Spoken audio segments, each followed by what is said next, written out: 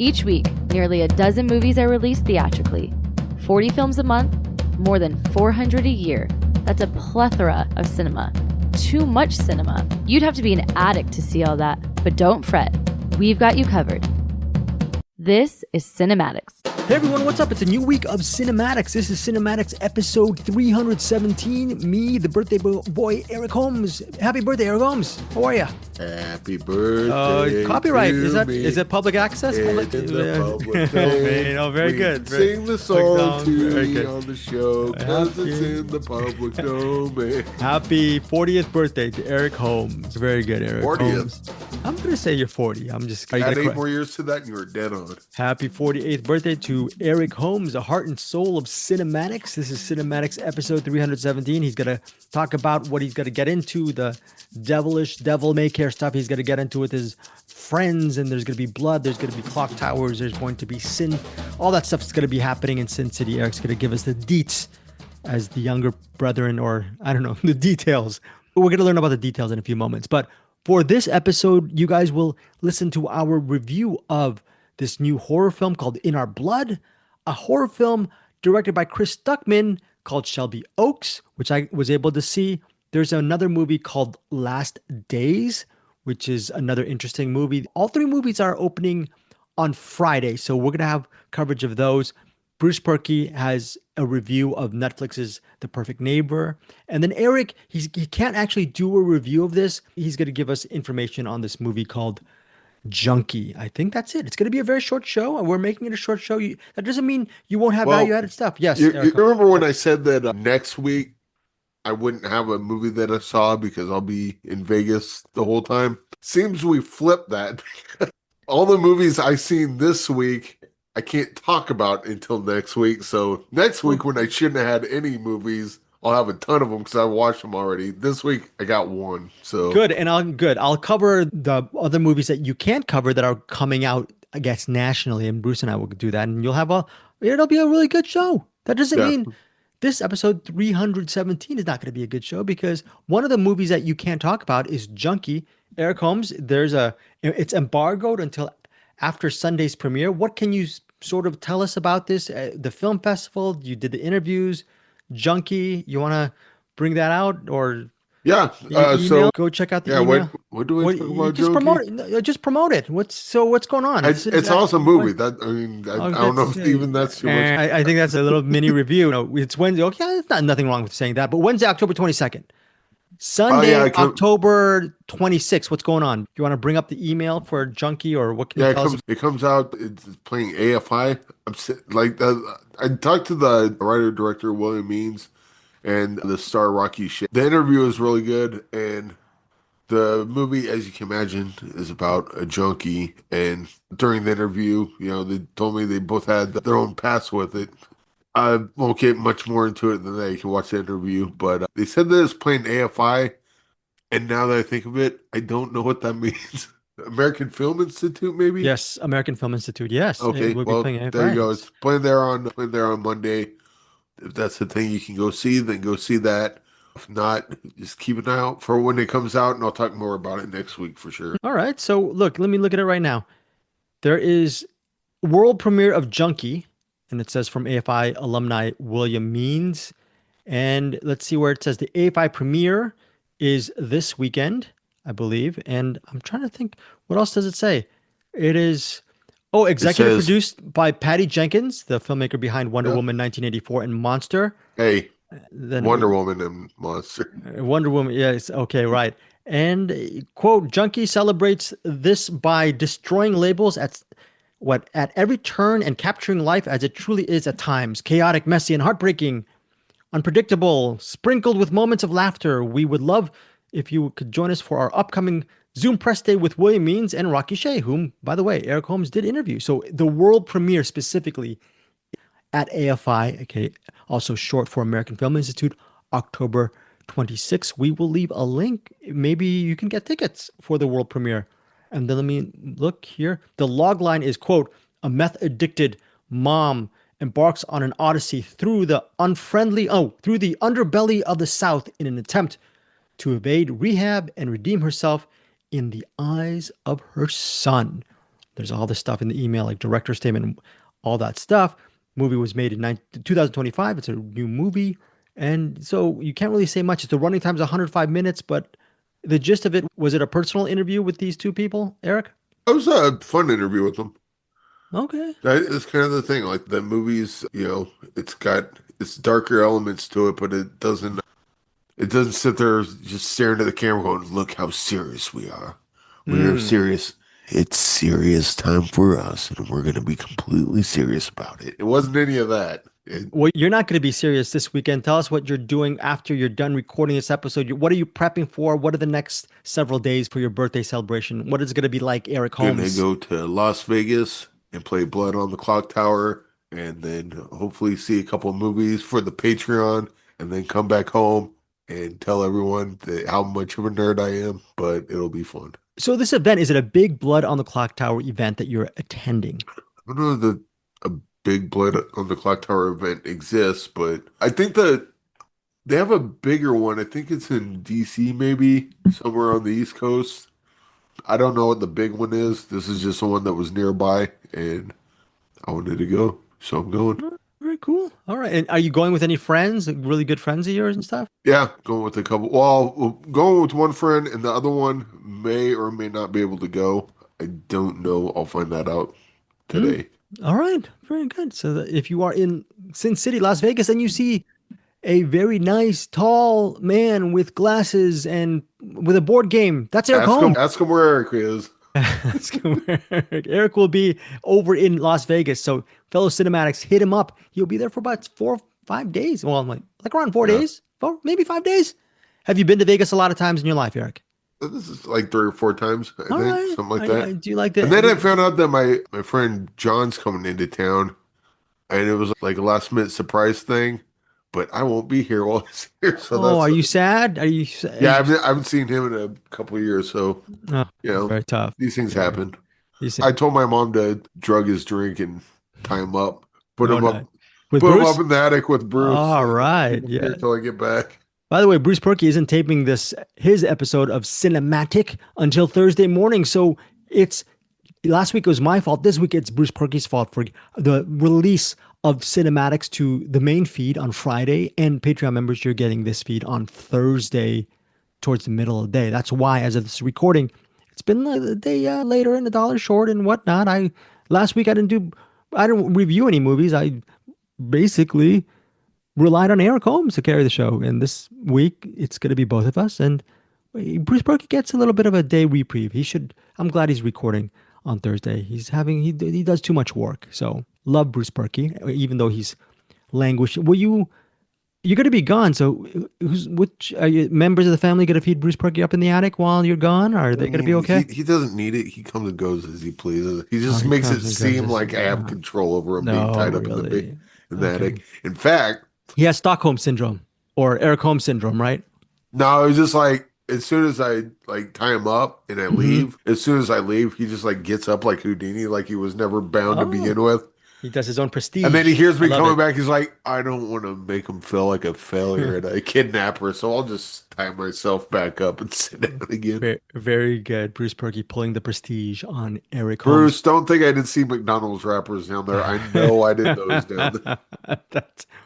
Yes, Bruce Purkey. He of the lover of the addicts and Mickey D's, as they say. I don't know where they say it. But before we get Eric Holmes, because he's actually seen a lot of movies within the last week, but he won't be able to review them until next week, he has one movie to see. We're going to save that for the tail end of this very shortened show. It's not shortened. Our section shortened. Bruce Purkey hopefully will add a little bit of meat to the bones of this episode of Cinematics. I think you need to not bury the lead. Oh, really? You want to just go right there and then me and the other two? Yes. I'm saying we can do that one last for sure, but you not bury the lead because a certain YouTube reviewer has a movie coming out that I'm quite excited to see and hear about. Okay, that's great, Eric. Yeah, you're right. Chris Stuckmann is a movie reviewer, movie critic. He has his own YouTube channel, Chris Stuckmann. I'm sure a lot of you know him. He has over 2 million subs to his channel. Eric Holmes, do you appreciate what you've seen of Chris Stuckmann over the years as a reviewer, as a film geek, as a film enthusiast, as a cinephile? What do you think of him in general? I have been Stuckmanized once or twice, so Very good, very good. I was able to interview Chris Stuckmann about a week ago, and that full interview is up on our Deepest Dream YouTube channel. But for the purposes of this show, CinemAddicts, here's my review of Shelby Oaks, again written and directed by Chris Stuckmann. Quote, a woman's desperate search for her long-lost sister falls into obsession upon realizing that the imaginary demon from their childhood may have been real. So the woman is played by Camille Sullivan, and she's looking for her long-lost sister. That long-lost sister is played by Sarah Dern. The movie is rated R. It's 91 minutes. It's a found footage movie. Eric, do you appreciate found footage movies? Is that a no? Is that a more on that later? Oh, more on that later. Here's the good news, Eric.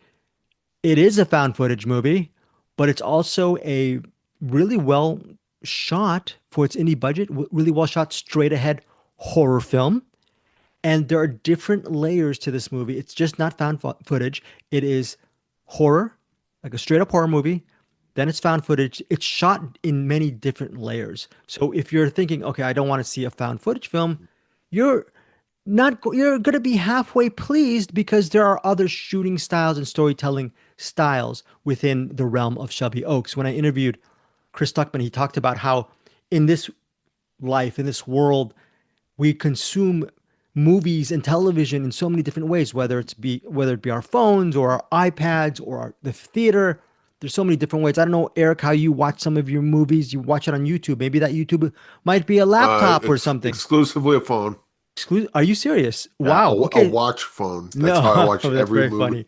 I used to watch movies on my iPod. In 70 millimeter, though, so that's good. Oh, okay. Yeah, so you're halfway there. But so this mixed media of the way, and of course, Chris Stuckmann was also saying that a lot of the generation, they love doing watch videos instead of actually partaking in something like a video game or actually playing the video game. They're actually watching people play.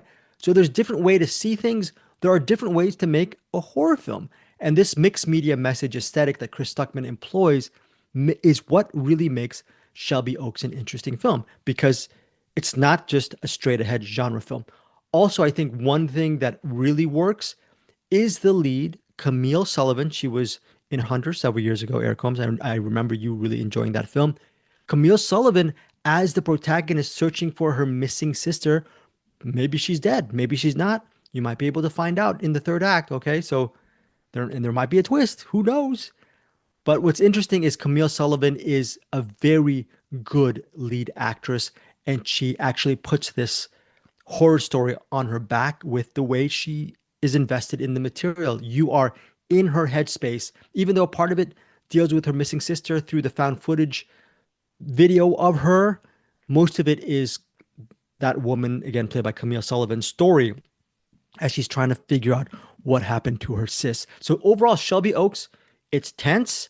Is it scary? It has scary moments. Is it well acted? 100% well acted. The well actedness of Camille Sullivan, along with the different shooting styles of Shelby Oaks, makes this a very solid installment debut from filmmaker Chris Stuckmann.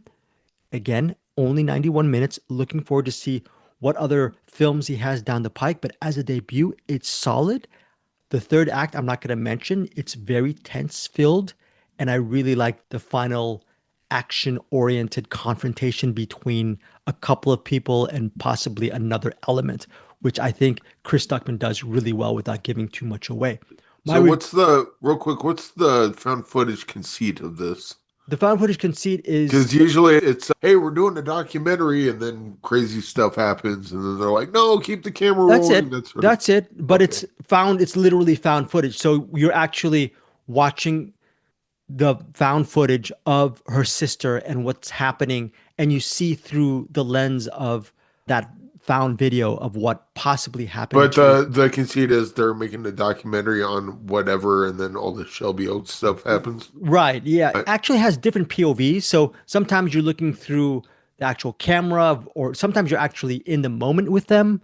Right. And then most of the time you're actually with Camille Sullivan's character, the sister who's trying to figure out what happened to her sister. So when you're... Wait, so everyone's shooting video then? No. When the main character is looking for her sister, it's just a normal horror film. But then there's Oh, also so the whole thing's not found footage. There's no, just no. found Like I said, footage. it's all Okay, mixed media. It's all back different layers. back to being interested in Yeah, so it's it. found You lost footage, me as soon as you said found straight footage, and then horror. No, found footage. Then the straight horror is the Camille Sullivan narrative arc, where I it's more of gotcha. a normal film, and then you have splashes of found footage as well. Okay, Also, Keith David's in this. We all know Keith David's a great gotta character go. actor. I gotta go get you a ticket to Shelby Oaks. Right? Yeah, when Keith David's in it, you got to get that ticket. And of course, Chris Stuckmann, being the cinephile he is, he makes sure that Keith David, even though he's in it for very, like, basically a cameo, he makes sure that Keith David has a really good monologue because we all know Keith David is great at monologues as well. So solid film, really enjoyed it. Shelby Oaks, I'm giving 4 stars. Hits theaters Friday, October 24th. Again, check out my interview with Chris Stuckmann over at our Deepest Dream YouTube channel. And it sucks that they weren't giving out screener links to reviewers. I don't know why, because it's a good movie. They were only giving out to people who are They took all doing the that. interview. They took all Yes. that time to find the footage. They dole it out the way they wanted to. Yeah, I guess they're trying to build it up. So You hopefully, know, Greg, if yes. you and I were looking, maybe we would have found the footage and then we could have just shared it with everyone. But that's not how it happened, did it? I'll tell you one thing. The discovery behind what happens in Shelby Oaks and the ending is pretty memorable. I will say that. I really love the way Stuckman sticks the landing as far as There the you ending go. goes, and when it comes to a really cool reveal. And I'm not even going to talk about the reveal. This is a spoiler-free review of Shelby Oaks. Again, 4 stars for me. Theaters Friday, October 24th.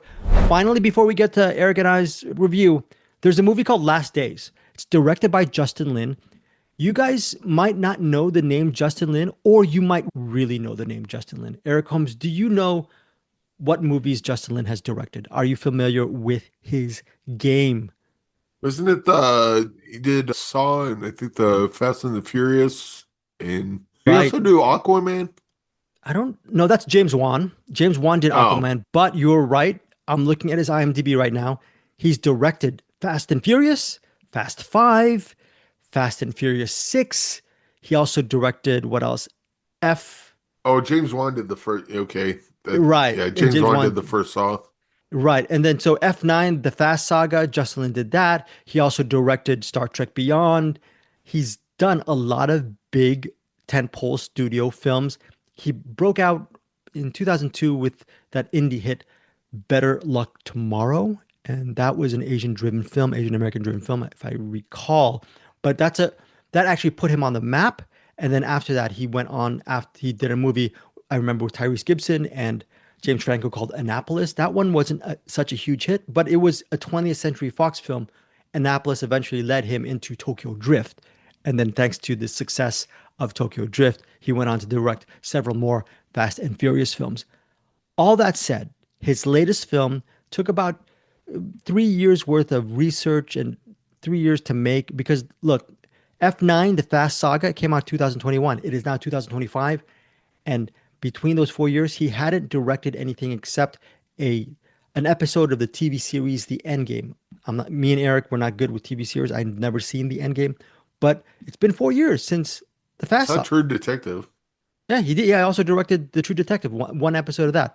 But it's been since 2021 since he's directed a movie. Last Days, is it a big action movie? The answer is absolutely not. It is going back to his indie roots, like from 20 plus years ago of Better Luck Tomorrow. And here's the premise of Last Days. By the way, it's a dramatization of a true story. Quote, based on true story, Justin Lin's Last Days follows 26-year-old John Allen Chow's, played by Sky Yang, his journey to fulfill his life's mission. He embarks on a dangerous adventure across the globe to share his faith with the isolated tribe of North Sentinel Island. So John Allen Chow, he does whatever it takes to go to North Sentinel Island. The beginning of the movie has him in a canoe. I believe it's a canoe. He's taking a little boat to shore and he's paddling his way. And then he sees the natives of North Sentinel Island, and they have spears, they have weapons, and they're looking at him. And he tries to make peace with them by putting some fruit and some gifts onto the shore to make them feel better. and everything seems to be looking okay until he grabs what looks like a weapon from his canoe or whatever. Yeah, from his canoe. And when they see it, they think he's reaching for a weapon, and then they start throwing stuff at him. And then I think one spear hits his body and he's injured. And then what happens is he starts trying to hide under the canoe and trying to escape this situation, because now you have all these people trying to descend and kill him, this 26-year-old John Allen Chow. It is not a spoiler to say he died, okay? Because that's the premise. The story tells a story of the death of this missionary who went on an island when he should have, to spread the word of God. And a lot of people, most people will say, why are you as a missionary going to an island where you're not allowed to go? Well, his thesis or his life's mission was to spread light into the darkest reaches of the earth. And supposedly he knew the risks involved, and he goes out there, and then there he meets his fate. And then, Eric, you're asking, it's 119 minutes. You know what's going to happen. You know that mission. I don't even know. What was it, nonsensical? Was it inspiring? I'm thinking, why would you do this in the first place? The answer to that question, or what this movie tries to do in 119 minutes, is within the drama form, tries to give us a picture, a big picture of John Allen Chow, what motivates him as a human being, as a missionary, why God and the Bible is so important for him. And what's interesting is, this is not giving too much away, is you think, when I give you these facts, you're thinking this is a foolhardy person, foolish person going out into this middle of nowhere. It's illegal, and he gets killed for it. And you might be thinking, okay, he must have been unprepared. He must not have prayed hard enough. Right, exactly. Or he must not have prayed hard enough. Here's the thing. A lot of the movie shows how the preparation he took to actually embark on this adventure to North Sentinel Island. Radhika Apte, she is the star of a movie that Bruce Purkey loved earlier in the year. I think it was earlier this year or late last year, called Sister Midnight. He has been singing its praises. As of this recording, Sister Midnight is available to stream on Hulu. Radhika Apte, she plays an Indian policewoman who finds out about John Allen Chow, that he is missing. So she is supposedly on a race against time to find out what happened to John Allen Chow. Where the thing is, well, we know what happened to him, but you also get a big part of her journey into finding out the truth about what happened to this missing missionary. Again, directed by Justin Lin, written by Ben Ripley. The good thing about this movie is, I mentioned Justin Lin. When you get an indie film like this and it's shot by Justin Lin, it's going to be a studio-looking project. It looks very good.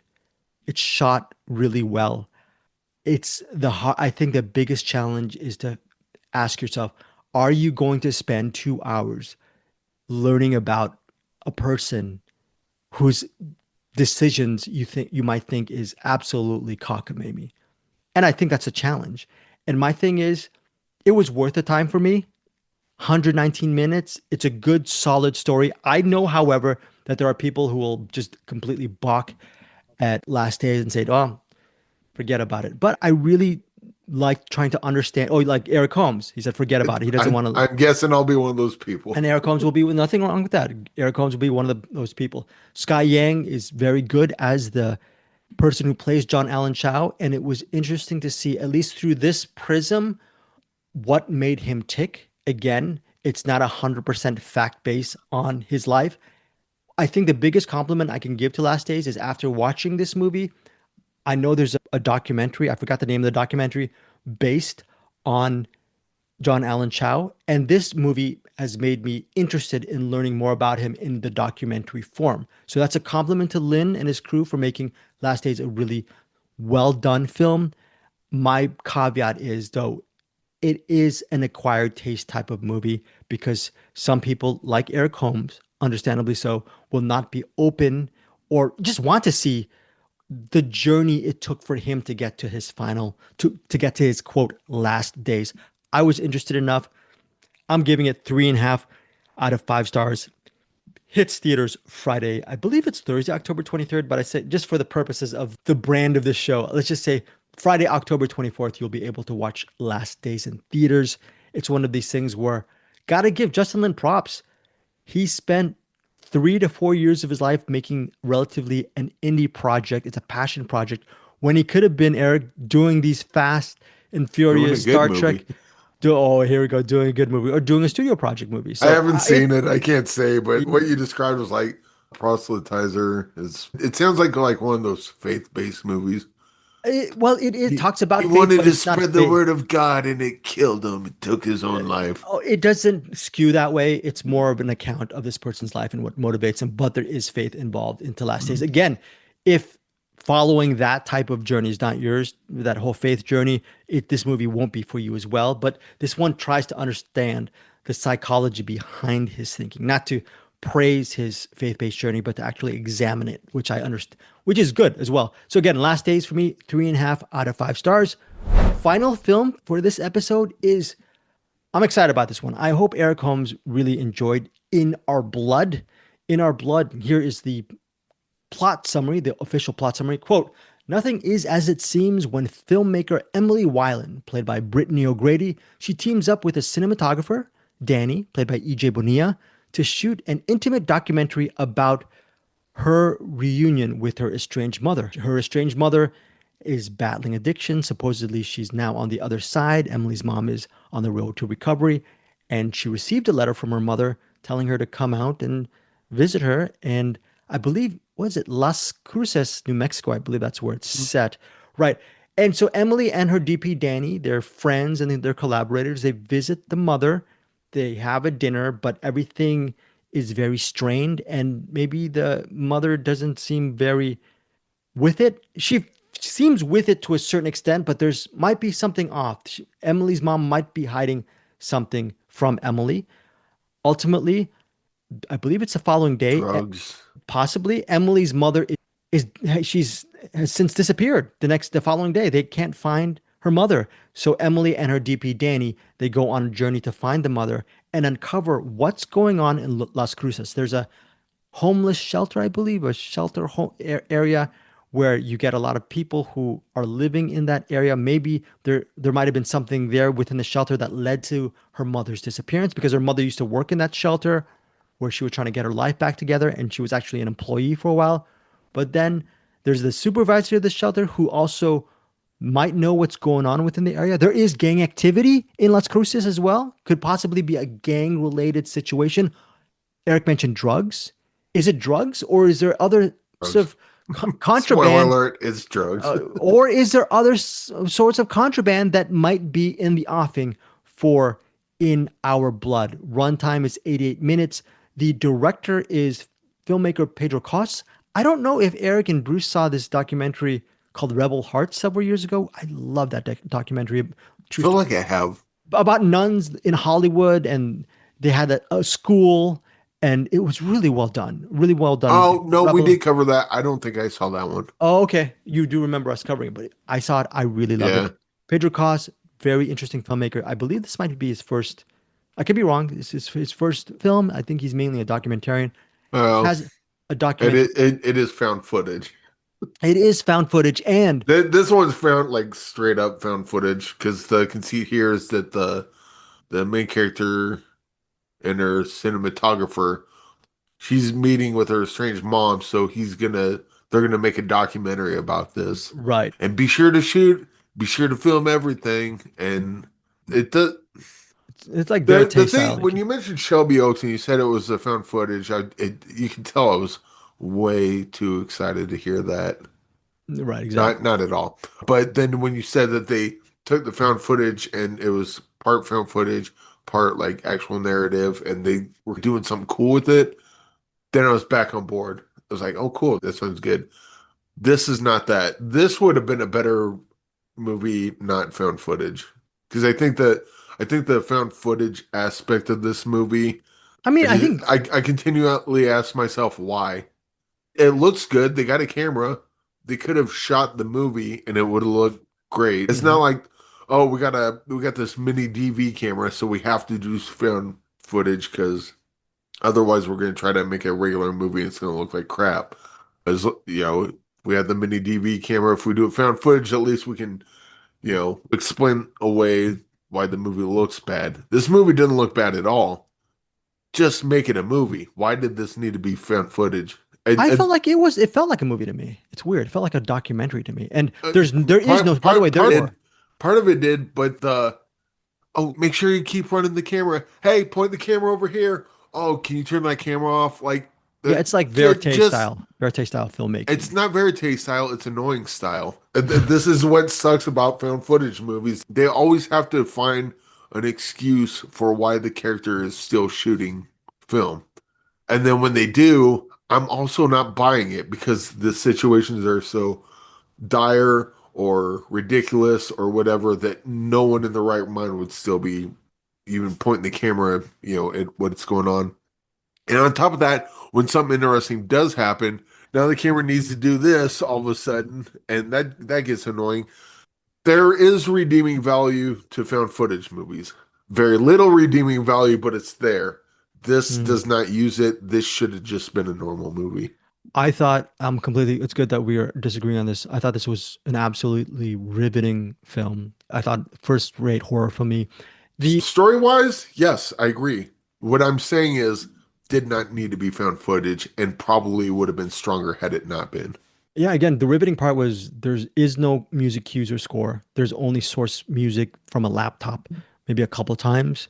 But the fact that this movie is shot, you were mentioning found footage, the fact that it's shot in that verite style without any music score put me absolutely in that moment. And In Our Blood is... Eric and I are not going to, for this purposes of this review, we're not going to give away what it's about, but it's drugs. It's not much to give away anyway, but we can talk about it later. Okay. Yeah. Well, okay. Well, Eric says drug. Well, there's definitely a lot more than that. We'll talk about it later. We'll talk about it later. But there's In Our Blood. Let's just say that it's a horror film. Eric, what is your final thought? I'd walk that back. Oh, you will walk that back? No, I would. It's considered a horror film. I would say that. Yeah, it's In Our Blood. Well, anyways, I think they were fine with mentioning it as a horror film when I interviewed them. Okay, look. In Our Blood blends psychological mystery with chilling horror. Okay. So it's part of the plot summary. But go. Eric, what is your final thought and In Our Blood rating? Had this been a normal movie, this probably would have been 4.5. The fact that they kept tripping over the found footage nonsense of it, and which took away a lot from the movie, I will go 2.5 on this. 2.5 from Eric Holmes. This absolutely did not need to be a found footage movie, and had it not been, it would have been 2 stars better, I think. Okay, here's the thing. I'm giving it 4.5 stars. I am absolutely, completely differing on Eric on this. I love the found footage stuff. I love the real filmmaking stuff as well. Brittany O'Grady as the lead is fantastic, and loved her chemistry with Danny. And the third act, where you find out where all of this is going, is pretty fantastic. I really love the final act because it turns the story on its head. And I think Eric and I will just, at the end of this episode, we're just going to quickly talk spoilers at the end of In Our Blood. What's interesting is I got Brittany O'Grady and Pedro Cos in my interview for In Our Blood, and they talk about the ending of the film. If you guys watch it this weekend, by the way, it's 88 minutes, opens in theaters Friday, October 24th. Eric gave it 2.5. I give it 4.5. But if you do see it this weekend, or if you see it down the road, we have the spoiler stuff available. Brittany O'Grady dives into it, and Pedro Costa a little bit as well. But that will be walled in for our Patreon members. And I think I'm going to open up our Deepest Dream YouTube channel for premium content. So that's in the coming weeks as well. So spoiler stuff that I'm going to get, and possibly Eric's going to get as well when he does interviews, it'll only be walled in for our Patreon members and our YouTube premium members. I'm just hearing a tail at the door. That's my sister's dog trying to get into the room. What do you think about that, Eric? I didn't tell you. Everything that we do spoilers is going to be walled in. Just, they got to pay money for it now. Like YouTube premium, 99 cents. I got to put those down put them up in the attic with Bruce then? Bruce, you got to have to do that. Yeah. So a lot of this is going to be exclusive content. That I think that's why we've been... Bruce, we're going to have to move your bed. Make room for all the spoilers. Very good. So In Our Blood, that is it For this episode of Cinematics, you're going to hear Cinematic in a few moments. Eric Holmes, final things you want to say before we get out of here and talk about In Our Blood spoilers? Right now, no, but when I come back, I'm sure I'll have plenty of stories and excitement for everyone. Or I'll just say, it was cool. So let's talk about the movies now. Well, Eric, I hope you have a great birthday. Thank you so much for even taking time out. I do have something to say. Yes. If you're thinking of making a found footage movie, ask yourself, will this make it better? If the answer is no, just shoot a regular narrative with your crap ass camera. It's fine. I get it. He's a birthday boy. He can say what he wants, but yeah, it's my birthday. And as a 48-year-old, I've been around the sun 48 times, and I can tell you, found footage, unless you're bringing something new to the genre, leave it home. No one wants it. I hope to goodness that we'll see, Eric, what Bruce says. I have my existential nature is saying that Bruce is going to agree with you in his review of In Our Blood. I will say this, and I can't believe I'm saying it, and it's because I'm a cheap human being and I hit below the belt so many times. In Our Blood currently, 15 reviews, 100% on Rotten Tomatoes. That's all I'm saying. Okay? And Rotten Tomatoes is the Bible, correct, Eric Holmes? No, not at all. No, but here's the thing, though. I agree with you. The story's good. The acting, all that stuff.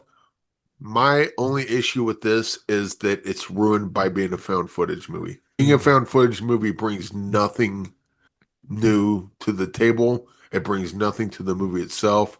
Had it been a normal movie, we wouldn't even be having this conversation. Interesting. Tell us what you think. What you said about Shelby Oaks. Shelby Oaks is part found footage, part normal movie, and actually makes commentary on that. So it makes it brings something new to the table, brings something new to the genre. I don't know this about Shelby Oaks because I haven't seen it, but I'm just going based on what you're saying. In Our Blood didn't need to be found footage, brings nothing to it. I will say this: Pedro Cos is a documentary filmmaker, and I think this was his way into making a horror film mystery using that verite style. Possibly. That might be his aesthetic. It worked for me. It looked fantastic in parts. It was like, yeah. What seams are you trying to hide here? Because you should. I love this movie so much. I can't wait to watch it again, to be honest. So again, I'm glad that you saw it, Eric, so we can argue about this. So that is it for Cinematics episode 317. Please hit up Eric Holmes and say happy birthday to him. Yes, Eric Holmes. Me and Greg are not done talking about this. Maybe hop on over to the Patreon and see what else we have to say about this. Thank you, Eric Holmes, as a pitch man. $5 catch. There you go. Rim shot. $5 catch-all for Patreon. Even if you don't, $5 a month. Is it a cup of coffee? It's espresso, right? Cup of what? It's $5 cheeseburger. Most of a McDouble meal at McDonald's. Okay. According to the bag that Bruce had up in his head. Right. I'm not telling you to appreciate support me. I'm glad to get your support, but it's support Eric, support Bruce. They're wonderful human beings. Eric is working his tail off along with that full-time job, and when he's not playing Blood on the Clock Tower in Vegas, he's doing so many interviews. So thank you so much for Patreon members for supporting us here. And then for $5 catch-all, again, our Cinematics Universe premium content will be better moving forward. I'm going to make sure that we get a lot of spoiler material. If Bruce and Eric don't get the spoiler material from the filmmakers and actors, at least we'll get to talk about it, and we'll add that. It will be a whole spoilerific situation. Do you like that idea as far as the walled off stuff? $5 for the Patreon, maybe a couple of bucks for YouTube. We'll make some money on the side. Eric, we'll see what happens. We'll see what. Look here.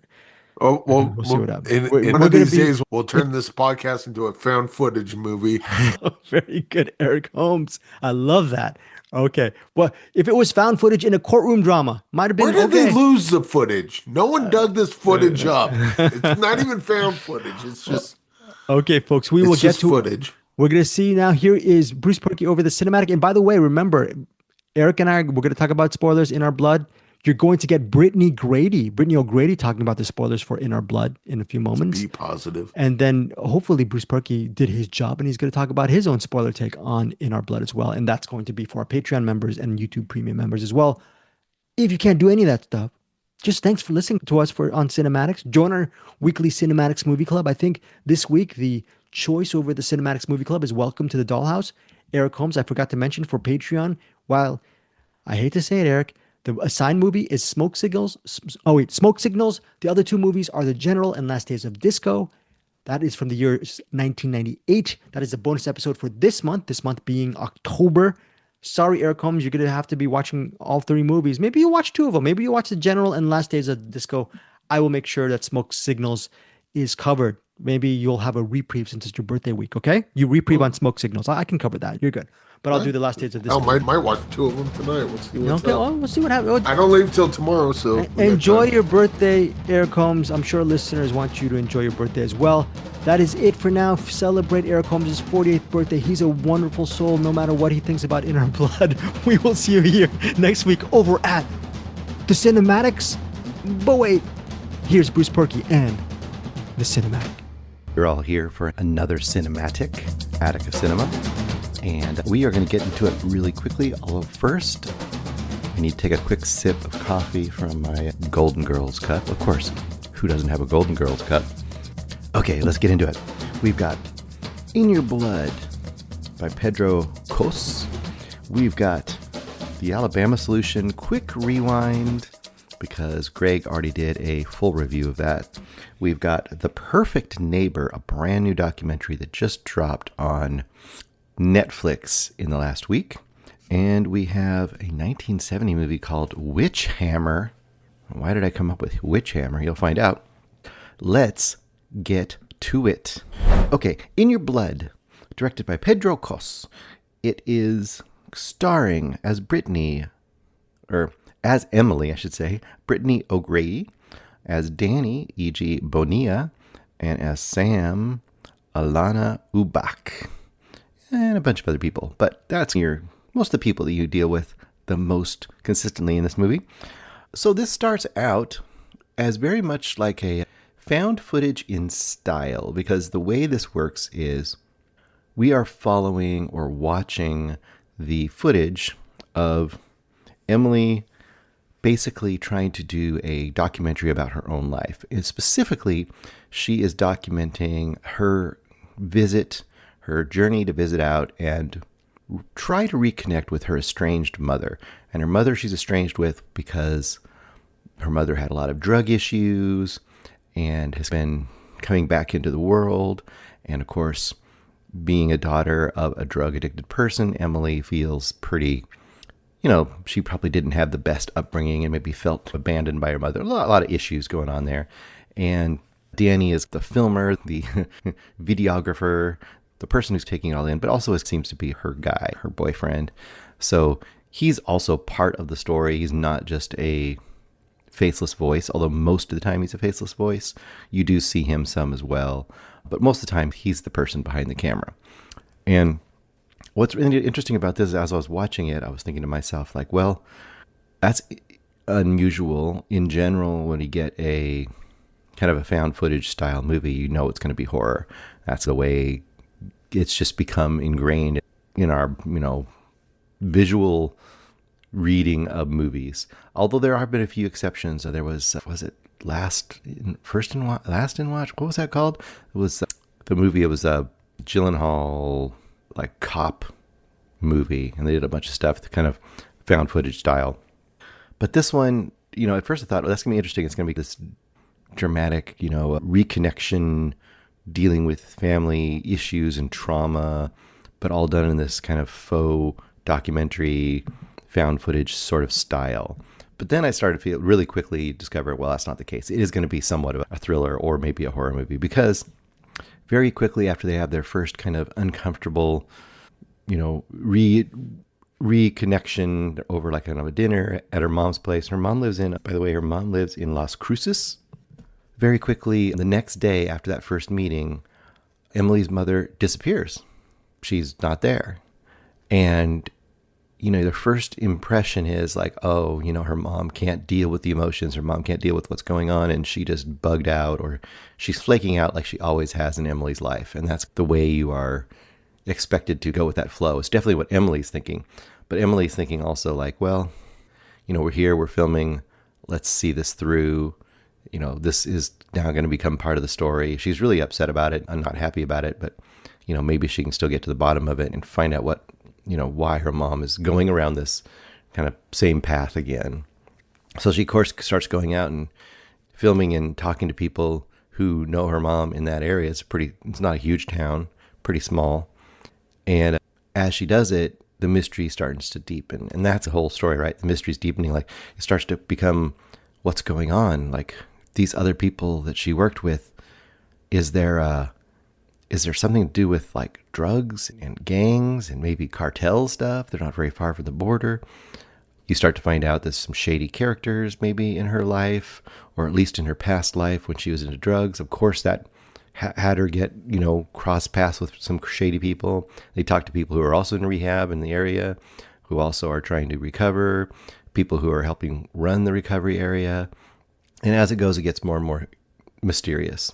And that's about all I can really say without spoiling, where it goes. Let's just say it definitely takes some twists and turns by the end of the movie. And it does definitely veer much more into, horror, thriller territory, like you might first suspect, being a kind of a found footage kind of movie.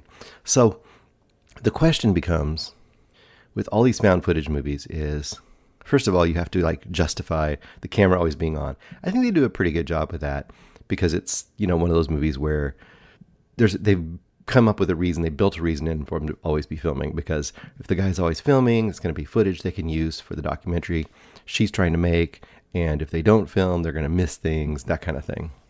Now, on the other side, does it give you enough thrills and mystery, and does it work in that aspect? And I would say no and yes. And why I say no and yes, in that order even, specifically, is that for the first almost 2/3 of this movie, you're supposed to be solving this mystery, right? But it isn't very compelling. And that's the hard part about this kind of thing. This is one that kind of really relies on the mystery and on what you're going to discover by the end. And I would say the yes part is what you discover at the end and what happens at the end is pretty good. And I didn't fully see it coming, although there's some pretty big clues, I say, somewhere around halfway through this movie that give you an idea of, I at least knew what category of horror movie we were starting to fall into more than about halfway through. I didn't know exactly how it was going to get there. But is the ending and kind of the turns it takes enough to carry a person through and to justify the first half or more of this movie? And that's where I'm on the fence. I would say that, honestly, I wasn't very compelled for the first part of the movie. And it's weird. I'm torn on that even too. Like, if it would have stayed in what I originally thought it was going to be, like literally it just stayed as a found footage, like family trauma drama, I almost think it might have been better. I know that's not what they're trying to give us, but I think that would have been almost a little more unexpected and maybe changed around how that kind of movie usually goes. But it didn't do that.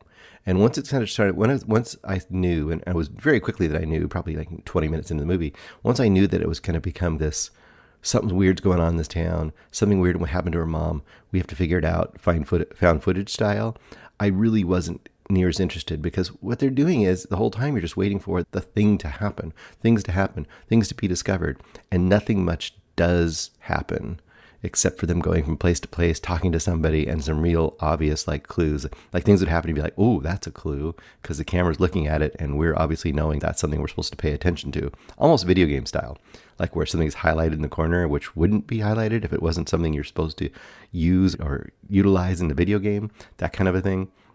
Where you go to her mom's room because they're trying to figure out where her mom went, and the camera turns down and focuses on I'll just say a piece of medical equipment, because I don't want to give away some of the stuff.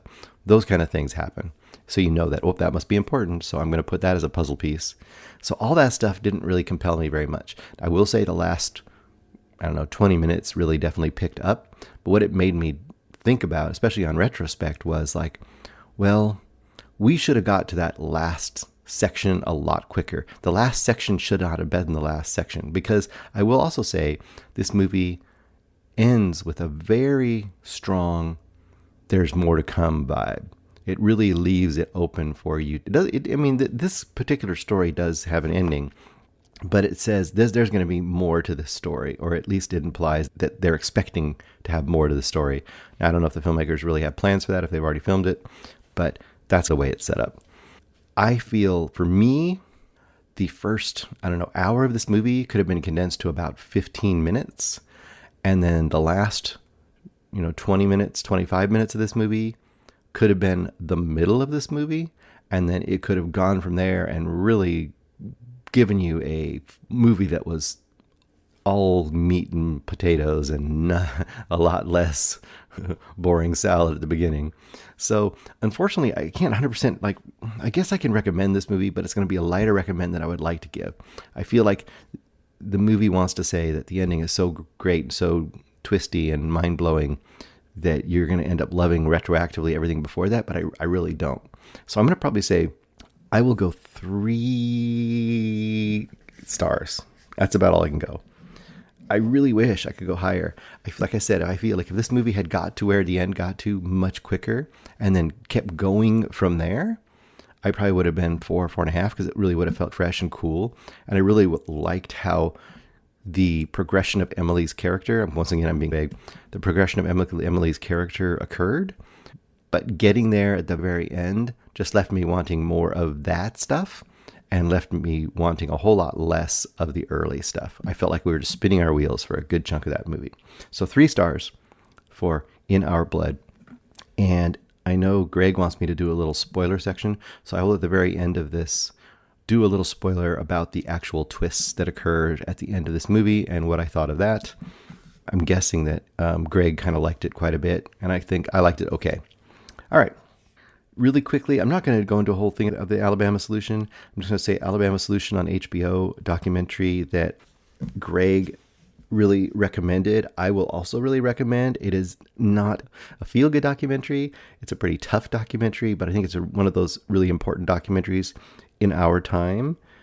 Once again, how it works is it really gets into the Alabama prison system, mostly through cell phone footage, and a lot of times it's very grainy, high, low-res cell phone footage because it's like old flip phones and old cell phones with cameras that have been smuggled into prisons, and it's the only way for the prisoners to get out the information about the conditions that they're dealing with. And what the movie does, it sets that up really well, but what does even better is it sets up for you why this is important. Like, you could immediately look at that and go like, oh, okay, great. We're celebrating contraband in prisons. But the whole point is that all of the things that they are talking about happening and occurring in these prisons, a lot of it being abuse, neglect, very unacceptable human conditions, possible literal murders by not the prisoners, but by, guards. All of those things would have no veracity to the outside world if there wasn't some way to corroborate it. There wasn't some way to get that information out from the inside. It's also used as a way for the prisoners to actually organize. And once again, you could be like, oh, that's terrible. Prisoners organizing. This is not what we want. Prisoners are there to be punished and to, serve their time. But the organizing they do is just to find some way to get some sort of basic human, conditions in these prisons. Once again, excellent documentary.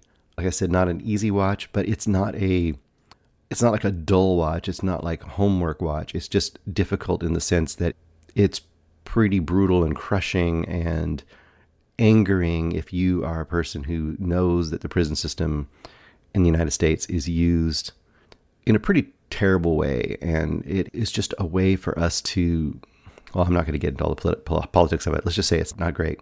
And for me, it has a special kind of impact as well watching this movie because I live in Alabama. In fact, one of the prisons that isn't highlighted as much as some of the other ones. There's ones further south of me that have the real bad highlights in this movie. But one of the main prisoners, who's honestly the biggest kind of character / organizer / kind of voice in this movie, ends up getting moved from the prison he's in to a prison in North Alabama, a Limestone Penitentiary, whatever they call it. And that is probably 20 minutes from me, maybe. I think just yesterday, I literally drove past the entrance to that prison. So it is very eerie and creepy to watch a documentary about something like this, know what's occurring behind the walls that you can't really see on an everyday basis, and to be just driving in your comfortable car, past little, shops and regular old houses. And then there it is. There's the entrance to this prison that has these things that is going on inside there, especially based on this documentary. And they do make a point at the end of the documentary that this is not just an Alabama issue. It is a huge systemic nationwide issue in many prison systems. Big part of that being, and they didn't get into this much in the movie, but I know a big part of that is that we privatized quite a while ago a lot of the prisons in the United States, and that is a huge issue. The privatization of prisons, the privatization of police forces, all of these things always go to the detriment of the people, because once you make profit a motive for something that is supposed to be for the greater good of humanity, you always get abuse. Always. That's my little political slide on it. 4.5 stars. The Alabama Solution. Now, a documentary I will get into more, and these are a perfectly paired set of documentaries, not for uplifting wise, but if you want two documentaries that are really interesting looks of the current state of justice and the world and racial politics to a certain degree, and the politics between police and the public and justice and all those kinds of things, then the other documentary I watched this week is also a very good one to add on to it. And that is Netflix's The Perfect Neighbor. Now, this is a fantastic example of, you have a documentary that could be stretched out into 3 or 4 episodes. They make a single 90-minute documentary, which is the choice to make, because this is an absolutely lean, no-fat documentary. In fact, the final, even through the credits, the final moments of this documentary, the final verdicts of certain people occur during the credits, so that the final thing that you want to know, the last things you want to know about this story, occur at the end of the credits. So there is no fat on this movie. It is all there. What is the gimmick of this movie? But it isn't a gimmick. It's a feature, is that nearly everything in this documentary is just body cam footage from police officers. Nearly everything. I don't think there's any talking heads. In fact, when you have something that's like a talking head, it's somebody talking. It's the voiceover of somebody talking to a police officer, or somebody talking talking on the phone to a 911 operator, or a voiceover from maybe an interrogation. So you get interrogation room footage, or you get a couple little snippets from a news report. But I don't believe there's any sit down, just talk to the camera after the fact kind of stuff in this. It's almost fully linear body cam footage, mostly in this movie. What it basically deals with, and this is, I didn't know the story, so some of you may be very familiar with the story, but even if you're familiar with the story, watching how it plays out, I think will still work. And it is all about this small little neighborhood in Florida, mostly between 2022 and 2023. And it's one of these little neighborhoods. You can tell it's not a high income neighborhood, because, everyone's got these little pretty small houses that are all crammed together with little tiny yards. And, everybody's living on top of each other. A lot of people hanging out in their yards, and kids running around the neighborhood playing, and people are talking, and so on and so forth. And you can imagine a neighborhood like that. There might be some, antagonism or, issues between neighbors, but there's a very specific issue between neighbors in this one. And that is, across their street, there's a single woman, older woman, and it's notable that she's an older white woman in a mostly black neighborhood, but not totally, because it's an issue for her, and that's why I bring it up. But she is the quintessential, angry older person living alone that doesn't want any kids on her lawn, that kind of a thing. And essentially there's this almost like a vacant lot between her house and another house. And most of that vacant lot is not her property, but she considers it her property. And the kids in the neighborhood love to play over there. They love to play football. They play different things. And she's constantly out there yelling at them. So you kind of get that dynamic, don't yell at my kids. We'll keep your kids out of my lawn, that kind of thing, right? And what you're watching how this escalates over about a year of time. And it just starts with very simple A simple calls where someone comes out, she says, someone picked up my sign and threw it at me, and I want these kids off of my property, and they won't stay away, and they're calling me names, and I want something to be done about it. That kind of a thing. And then the cops will walk across the street. Of course, once again, it's always from the point of view of these body cams. The cops will walk across the street and say, hey, your neighbor's upset with what your kids are doing. Can you make sure you keep them in control? It's not worth it, blah, blah, blah, blah, blah. And every time you get a new call and there's a new date pops on the screen, and now it's been like 5 months later, you just feel more and more apprehensive because you know it's not going to end well. And you just are waiting for shoes to start dropping, and they do. And it's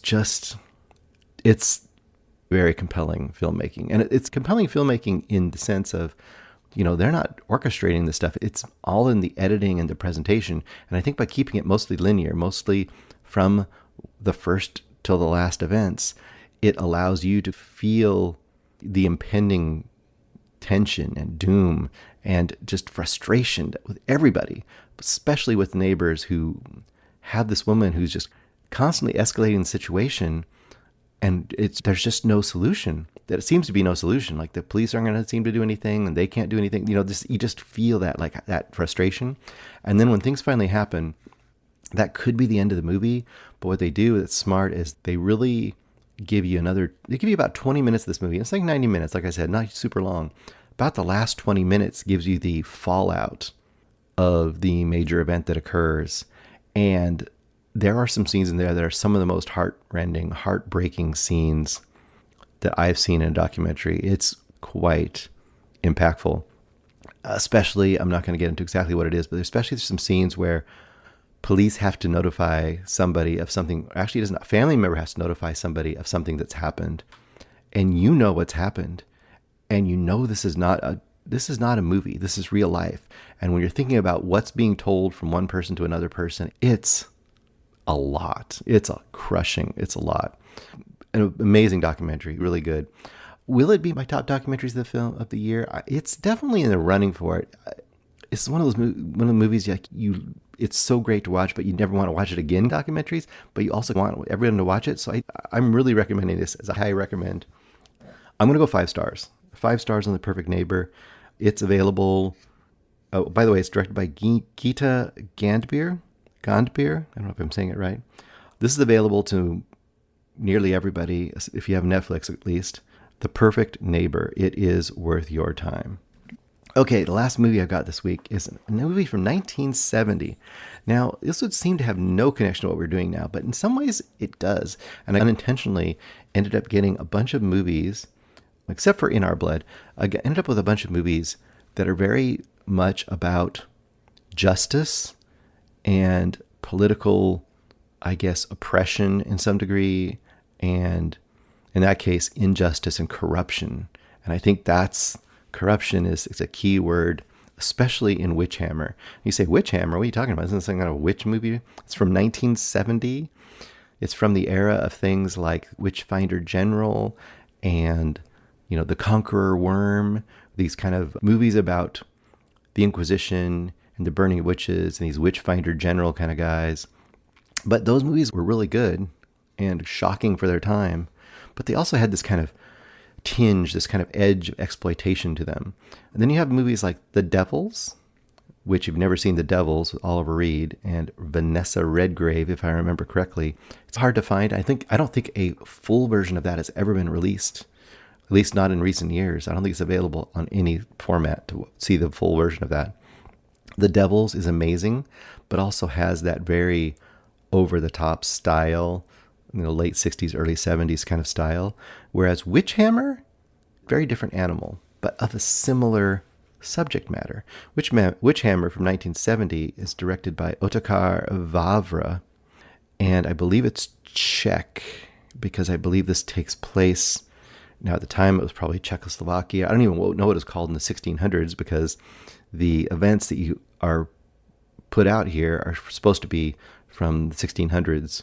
And they are a lot of it's based on actual court trials and testimony from the Inquisition time, from those Inquisition times, from the time of, I don't know, the Inquisition. I might have the dates wrong. Maybe it was the 600s. I think it was like the late 600s. I don't know. I didn't get the dates right on this. Either way, it's in the time of the Inquisition in Europe. And it's just this little town, and black and white, beautiful kind of cinematography, this kind of stark European kind of look to everything. And what it does is it sets up this idea, almost like the Crucible, where the Crucible starts with this very little event that kind of blows up into this whole, witch kind of hysteria in America. The difference here is it's much more of a political thing going on. It's not hysteria in the community as much as it is overreach and abuse of power and money by, the people who have the power. How it starts here in Witchhammer, it's really good, is it basically just starts with communion, and it shows how there's lots of really poor people, and they're begging for food and things out in front of the church. And then some of them do get inside and get their communion. And this one really old lady gets her communion wafer, and then she doesn't actually keep it in her mouth. She spits it out into this little cloth, and she's about to leave. And some little S-head altar boy, basically rats her out to the priests there and says she didn't take her wafer, and blah, blah, blah. And of course they take her aside and immediately are like, why would you not take this wafer? Why would you not, commune with God, that kind of thing. And she tells them, well, basically her superstition, she thinks this wafer, of course, is a holy thing. And her neighbor's cow had stopped giving milk. And they thought that if they gave the cow this wafer, that they'd be able to get milk. Of course, they immediately see this as some kind of witchcraft, sign of witchcraft, and all of the officials of the town, and the priests and the royalty in the area, the noble people, they figure they've got an issue they need to get solved in this town of witchcraft. Maybe the devil has come into their midst, and they are sent out to get an inquisitor. I don't know if they call them exactly, but kind of basically like the head of their little local inquisition, essentially. And they have a few candidates, almost like they went looking for job applicants. And they settle on this guy who isn't really a part of the church exactly, but he's got supposedly 40 years of experience doing this. And they're sent out to get this guy. And his name is Bublig the whatever. And I wrote down the actor's name because he's fantastic. So Vladimir. They sent out to get this guy. And when you find him, he's essentially just running this little tavern, almost like a D&D adventure, like the tavern, scruffy tavern guy who's just out in the middle of nowhere. And they get this guy, and immediately you can tell he's like, oh, I've got my chance to actually make my station in life. I'm going to be able to run this, witch hunt in this town. And essentially that's how the movie starts rolling along. The classic thing, right? They get a few suspects, that old woman from the beginning, and she, of course, eventually names a few people because they torture people.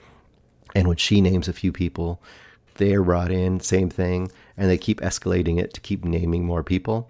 And very quickly, Bobolig, as well as a few of his cohorts, figure out, especially Bobolig, though, he is just evil incarnate in this movie, and really chewing the scenery evil. Guy that he looks around, and he goes why are we, he doesn't say it, but he pretty much does say it. Why are we finding witches who are all these poor people? Give me the list of the richest people in town, with the obvious idea that hey, we'll find these people to be witches and get them to name people. And when they burn at the stake, then we will have their property. Of course, you get the property of them. And then that property gets you more money. And you literally watch him, as the movie progresses, dress better, live literally higher and higher means than he would have at the beginning, and just make his way and his wealth off of the destruction of these people's lives. And it's one of those really maddening tales of corruption. And you have some very powerful but reasonable and good people in the town, and watching them try to fight and to battle against these powers, either successfully or unsuccessfully, is the main thrust of this movie. And of course, all the way through it does show you the well-known, weird versions of justice around witchcraft. And that's the idea of Witchhammer. There's that famous book that's how to deal with witches and how to find them and how to take care of them. take care of them, as in take them out. It's called the Hammer of Witches or something like that. The Maleferous Malium. I forget what the book's called, but it's basically that book that tells them how to literally how to torture witches to find out if they are witches or not. And the famous ones are always things like you tie them up and throw them in water, and if they float, they're a witch, and if they drown, they were a human.